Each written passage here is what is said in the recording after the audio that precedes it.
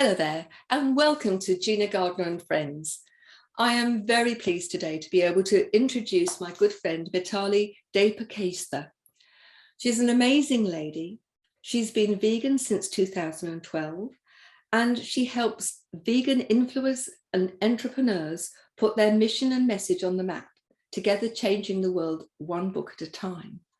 Now, our theme today is all about money.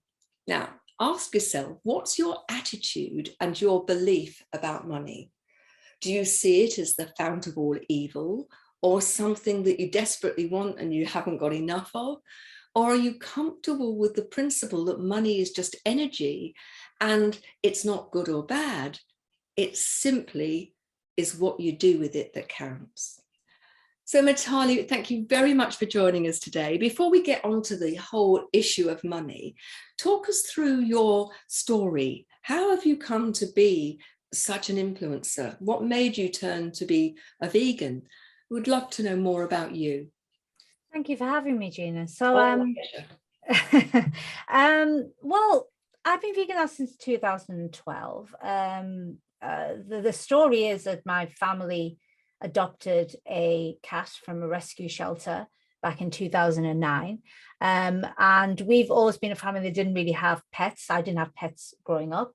I do remember having a couple of budgies, but now it makes me feel quite ill as a vegan that, you know, we had budgies in cages. I wouldn't dream of putting a bird or anything into a cage, really. But obviously back then, had no idea. But they weren't really what I'd call family pets. They were, sadly, now looking back, they were decorative for decorative purposes. We never really had a pet that wandered around the house and was like part of the family until Isha came into our lives in 2009. I remember being vehemently against having a cat in the household. I just thought, great, there's going to be fur everywhere. That's not what I want in this house. But my younger sister, who was at school at the time, she really wanted a cat. So we relented and said, okay, let's go with this. And within a few weeks, I was just watching this little ball of fluff have so much sentience than I thought animals could have. You know, she was very aware of the different characters within the family. She was aware of who was having a good day, who was having a bad day, who needed her the most that day. And then the horrifying realization that cats don't even make it into the top 20 of most intelligent animals in the world. And we eat some of the most intelligent animals that make it to the top 20. So then that started this process of me realizing that I just can't do what I'm doing. I think that happens to all of us. I mean, I'm not just talking about veganism. I'm talking about any kind of wrongdoing that we're doing. A lot of the times when we're doing something wrong, we're not even aware of it. Maybe I'm being naive here, but I genuinely believe the average human being out there doesn't sit there trying to cause pain and suffering to other human beings or other living things. It's not something that they're aware of. But then something happens that creates an awakening, and then they look back and go, oh, this is wrong. What I've been doing is wrong. I even think of things like, you know, I remember not very long ago, just a few years ago, while getting a plastic bag when you went shopping. It was the dumb thing, wasn't it? There was nothing wrong with that. Of course you'd give me a plastic bag. How am I meant to take these things home? But now I'd be horrified. I'm horrified when people offer it to me. I was like, no, don't offer me a plastic bag. I was just in London over the weekend and I was just given a plastic spoon to go with my cheesecake. I got a vegan cheesecake and I was just like, no, I don't want a plastic spoon. But then a few years ago, I would have gladly taken that plastic spoon. You know, whereas now I carry a little bundle of cutlery in my handbag with me, and I always carry a couple of cloth bags with me for shopping. But you just don't really, does that mean that I was evil 10 years ago when I was accepting plastic bags and plastic forks and spoons? Of course not. I just didn't have the awareness. So that's all it was. It was an awareness that happened to me. And then once you have the awareness, you can't go back then. It's interesting. It's because awareness is the first stage of any change, isn't it? Until 100%. You are thinking at a conscious level, you have no opportunity to change anything. And that's true of anything in life. And one of the things that strikes me is, as we move through the times of the moment, is more and more people are becoming conscious of the consequences of their actions, whatever those actions may be. And whether we're talking about veganism or we're talking about caring for the environment, it doesn't matter what it is, we have to think consciously, mindfully about what we're doing. I 100% agree with you. And it's interesting that I got into veganism because of animal sentience and realizing that they know a lot more than we would like to believe they do. And that is what allows us to carry on doing what we do to them. But on my journey, it's now been over 10 years, the realization that being vegan dramatically reduces my carbon footprint. So therefore, I'm having a much lower impact. But I'm still learning. And this is why I'm very empathetic to non-vegans. I know some vegans can be quite angry and not want to get angry at non-vegans because they don't understand what they're doing. Whereas I'm far more empathetic because I just think, well, unless you were born a vegan, then you've gone through the process yourself, so you just have to understand that somebody isn't at that level of awareness yet, and making them feel bad is not no human being ever on the history of the planet was shamed into changing their ways. That just doesn't work. People are inspired into changing. So if you're talking down to someone and making them feel stupid or evil for doing what they do, bearing in mind they don't really know what they're doing, so not doing it on purpose, you're going to have the opposite effect. So yeah, it's been a journey, and I'm still learning now. I just had a new website created earlier this year. I had no idea that there was such a thing as sustainable websites, and it took a wonderful design company who they're vegan and they're an ethical and sustainable web design company themselves, and they create websites in such a way that the average website usually emits anywhere between 2 to 4 grams of carbon dioxide per page, but mine only emits 0.29, which is a fraction. And so there you go. I'm always learning. My awareness is always growing, and it's always an understanding that you will never be perfect. You'll keep on making mistakes, but really it's all about what you do after the fact. That is, to me, I judge people on that one and only thing is, once you gain awareness, what do you do? If you then decide, I'm just going to bury my head in the sand, I'm not somebody who's going to get along with you, because I can't be around somebody who has gained some kind of awareness and then chooses nothing. He chooses to do nothing with it. It's what you do with it that counts. I asked you to think about your attitude, your beliefs about money, because ultimately our beliefs create our reality. So, Mitali, what do you think about money, and why do you think that having an opinion around money in a particular way is so important? Well, Gina, I believe that your mindset, your money mindset, really dictates how well you do in all aspects, not just how well you do financially, but the impact you make. It's quite interesting that since becoming the vegan publisher, rebranding as someone who I don't just work with vegan entrepreneurs. The vegan publisher is so called because I'm vegan and my operations are entirely vegan. Yes. So when you spend money with me, the money is it's not going to go to things like animal agriculture or deforestation or anything that's sustainable. But I do actually work with a wide range of people, and not all of them are vegans. Some of them identify themselves as plant-based, which means they tend to eat vegan, but then they're not vegan in other aspects of their lifestyle. There are also people who are not vegan at all, but they define themselves as ethical, or they're a sustainable business. So I work with anybody who really is trying to do some good in the world. I don't judge. I don't sit there and say, well, you're not 100% vegan like me, therefore I refuse to work with you, because I think that's really harsh. We're all on our journey somewhere. And just before the break, I told you that I only found out this year that websites can be unsustainable. That means for the past 10 years, I've had unsustainable websites, so I can't judge somebody else when even I'm on my own path of learning and awareness. So like I said before, it's what you do with the information once you have awareness that counts. There's no point beating yourself up about something beforehand. But it's been interesting now that I'm working with this group of people who really do believe in using commerce as a way to create good in the world. Yes. that I'm really beginning to see issues with money mindset.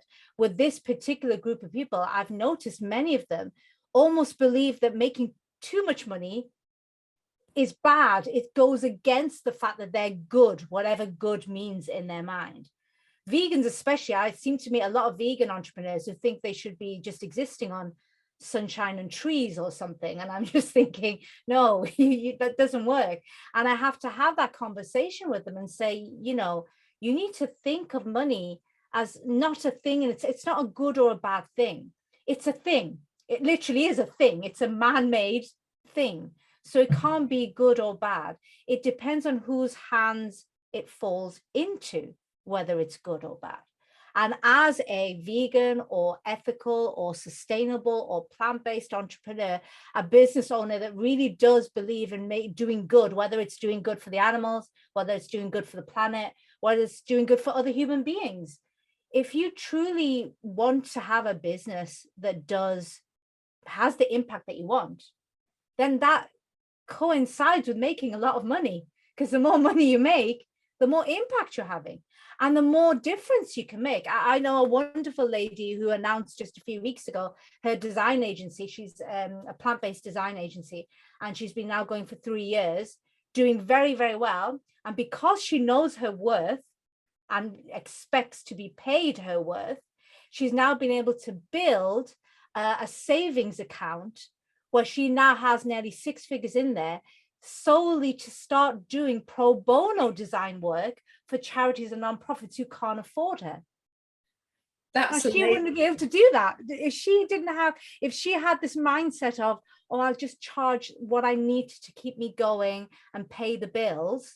She wouldn't have been able to build up the savings account, and she would now be able to make the impact she's going to make with these charities and nonprofits. There's a lot in there that I'd like to unpack. So for me, our attitude towards money, our beliefs about money, actually then act as the driver for our behaviors. So if you look at how many people are really struggling at the moment, and in the UK, inflation is high, and costs are really a struggle for people to, you know, heating their houses, buying food, buying petrol. For those of you that are in the US at the moment, we're paying something like $2.25 per litre of petrol, which is a huge increase. But ultimately, how you approach money and how you handle money in your life is going to make a difference. So I always talk to my clients about good debt, bad debt, for example, that if you are in debt, you are paying interest on your money, and that is compounded. Whereas if you invest in yourself in order for you to be better qualified, better experienced, so you can earn more, that's a good debt, because ultimately there is a payoff that's going to make a difference. But as you say, money's not good or bad. It is entirely what you do with it. And for me, one of the things, and I work a lot with entrepreneurs and therapists and leaders, is getting across the idea that ultimately high-end earnings give you the choice to make a bigger difference. If you choose to spend your money on stuff, on wanting to just fill your wardrobe with clothes you're never going to wear, or to have things which overtly you feel make you a better person than somebody else. I want the biggest house and the biggest car and flashy jewelry and so on. Then that's one way you can use your money. But if you then use your money as your client is doing, that you are providing pro bono support to help other people get into business in a profitable way, then that seems to me that you are using the energy of money in an incredibly positive way. I love the fact that you use the term energy, and that's what it is. Energy also isn't good or bad or good or evil. It just is. It just flows. It's how you move it and whether you move it in a positive or a negative way. And that's exactly what money is. I've always said that you can't, to be able to do good on a large scale, comes from a place of privilege. Okay. Yes. Why do we have so many British people, for example, who are working for the Red Cross and they're going into war-torn countries and helping? How come you don't see that many people from second world countries, for example? Is it because people in second world countries are just not as nice as people in first world countries? Well, we know that isn't the case. Yes. It's because they're in a second world country. So they're struggling just to keep a roof over their heads and make sure their families, that is their activism, just keeping their family alive and looking after them. That is all they can do. So you can't judge them. To be able to do good, you have to come from a place of where you're already comfortable. So I will say to every one of my clients, you need to be in a place, you need to be charging the kind of money where you no longer have to worry about things like bills. You don't have to worry about your financial stability. You don't have to worry about things like your children going off to college and whether you're going to how you're going to be able to fund them or not. It's very difficult to be there for other humans, for the planet, for animals. It's very difficult to do that when in the back of the mind, you're always thinking, oh, but I've got this I need to do. I need to look after this member of my family, etc., etc. And it is all about having the mindset of saying, I am worth what I say I want to charge, not what somebody else thinks I should charge, but what I say I should charge. For me, I think it's so important that you are giving value for money. But one of the things that strikes me, and it may be seen as to be in a bit of contradiction to you, is if you look at the number of people who do great things, they help charities, that they give to charity, or they go and work giving their time and their energy and their expertise to charities, that very often it's people who have very little who will give something of themselves in order to help others. For me, the issue is a matter of scale. So yes, anybody can do good in the world, anybody can be kind, and it can be as simple as a smile or helping somebody carry their shopping bags. But if you want to make an impact, and you talk and work with world influencers, then it is absolutely vital that you have the money to be able to afford the infrastructure to do things on a bigger scale. 100%. I'm glad you clarified that. And that's why I said, if you want to make the biggest impact with your business, and that's what I mean. I'm not saying that, I mean, you can just go and help somebody cross the road. That doesn't cost you anything. Being kind doesn't cost you anything. But I'm talking about if you have a business and your business is geared towards doing some sort of good, which most businesses are, if you think about it. You don't have to be a vegan or a sustainable or ethical entrepreneur. You could just run a law firm, for example. But if you're helping people get justice, you're helping them. Absolutely. But think about how you can make the biggest impact by growing your business as big as possible. And then, like I said, you can probably do things like pro bono work for people who can't afford good lawyers.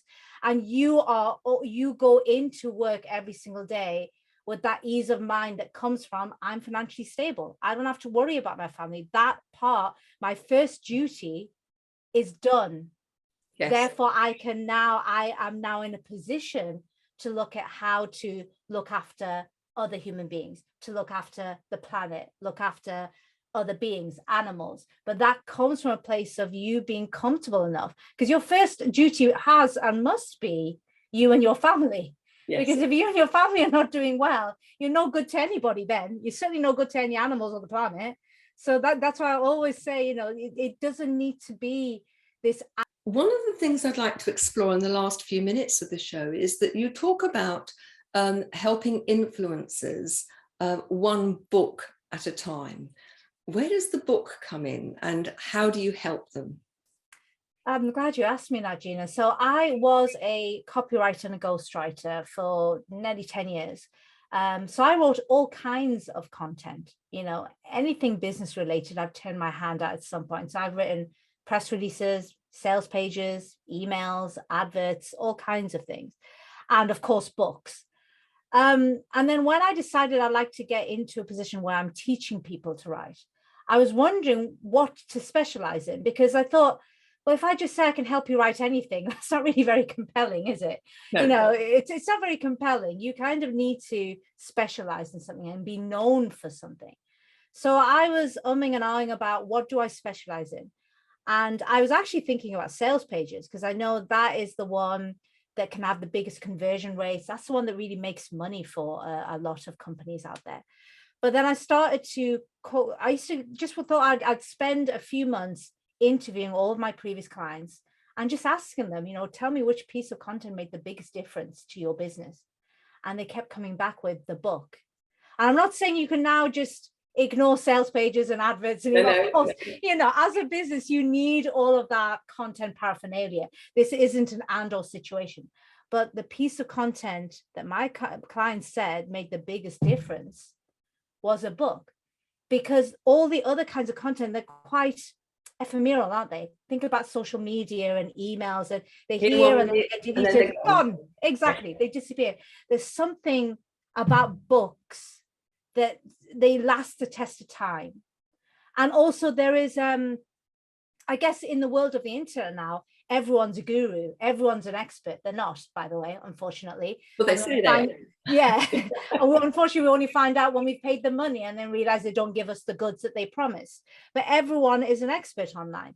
There's something about a published author that makes everyone think that must be a real expert, because it takes effort. It doesn't take much effort to create a landing page. It doesn't take a huge amount of effort to fire off a series of emails.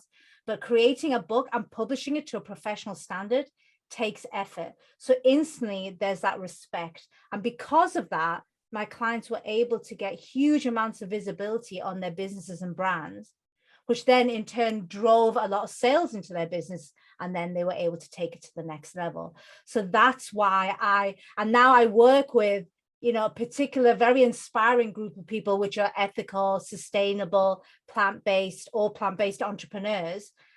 These people, they have my heart, because they're really doing something with commerce to make the world a better place. So why would I not do whatever it takes to bring them massive amounts of visibility and exposure so they can create these huge businesses and they can do exactly what we've been talking about today, which is have financial stability in themselves and start creating ways of helping people who can't afford them. Now, where would people find you if they were interested in having a conversation about how they might use your expertise to help them do the same? The best advice, Gina, I would say, is go and get my book. So my book is the Freedom Master Plan. And I wrote that after interviewing all of these clients who said the book was the most amazing thing. That intrigued me. And I said, okay, well, tell me what you did with the book. Because as a ghostwriter, you don't see that. Your job is done once you hand over the manuscript and you get paid. That's it. So I didn't see what they did next with their books. And they were wonderful. They just told me everything, every little tip, strategy, tactic they used. And I thought, I need to write a book on this, because I need people to see what is possible with a non-fiction how-to or self-help or a business style book. So I would say the best advice I can give to anybody, if you're thinking of writing a book, or perhaps you're not even sure, you're not sure how a book would fit into your business or brand, go and read my book, The Freedom Master Plan. It's available on Amazon around the world. It's on Kindle and paperback, whichever you prefer. And in that, I actually do give a bonus where you can book in to have a 15-minute chat with me if you wish, to flesh out your ideas. And, you know, if you've got an idea for a book, you can pick my brains and see whether it's a good idea or a terrible idea, whether you should go ahead or not. You know, I want to inspire as many people, particularly people who have businesses that are doing some kind of good in the world. I want to inspire those people to write books, because that's how you get masses of visibility, attention, media exposure. I've been featured in a number of newspapers and magazines, mainly because I was a best-selling published author. I don't think I would have got those gigs otherwise. No. You know, so many businesses fire off press releases and they get ignored most of the time by major newspapers and magazines because they get inundated. But as soon as you can say you're a published author, their ears prick up a little bit and they go, okay, well, they've written a book, so they're obviously a bit of an expert. Let's find out what this person has to say. So yeah, I want to inspire as many people to write books. So go and read my book and then book yourself in a 15-minute chat with me. Thank you very much. We've come to the end of the show. Thank you very much for joining us. It's been a pleasure to speak to you again. For those of you who are listening, remember that you can also help people through B1G1, because for every 100 listeners, we give a free meal. If you have questions, or you'd like to talk to me about any of the themes that we have in the show, or to work with me, then email me at Gina, Gina, at genuinely-u.com. Thanks again for joining me. I look forward to you coming on the next show. Bye-bye now.